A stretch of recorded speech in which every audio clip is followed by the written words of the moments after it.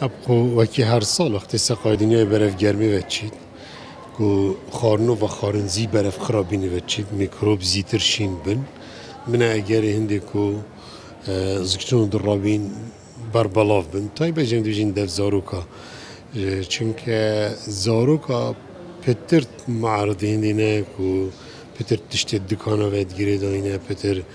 شیرو اف تشتت زیکاتینا خراب کردن خاصة جی وقتی بین دنیا گله گرم بیتن تشتت مینت البر حطاوه و تشتت ومای وید ابد نیت دان بزاروکا تکلی گله کا هی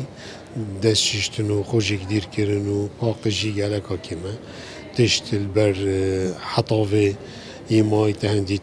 گله زاروک پنده وید گیری داینه شیرینیایا و تشتت دکانه و و اجبارن دیجا بینت اگر این دکورجه گلک زیاده دی. کم بحثی آمار را جیبیم خود آمار گلکن چون که تو بینی روزانه نیست که صد نخوشکال طواری و قایشاتی نواندن که پتوی سیلان واتشتاد بن و رجع که سقاطی و تین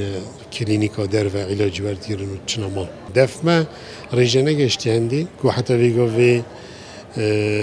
الحمدلله که چه نخوشناتی کو کولرای کو تشخیص ببندو کی بس ما قسمه که یه ترخان کری بهندی کو چند قوی شکن با زکچون در رابینا اکن بینین رجع کو دیش برده سیده در اکید نخوش خانه جی این ترخان کرنش لای رو بریاد سخلنیف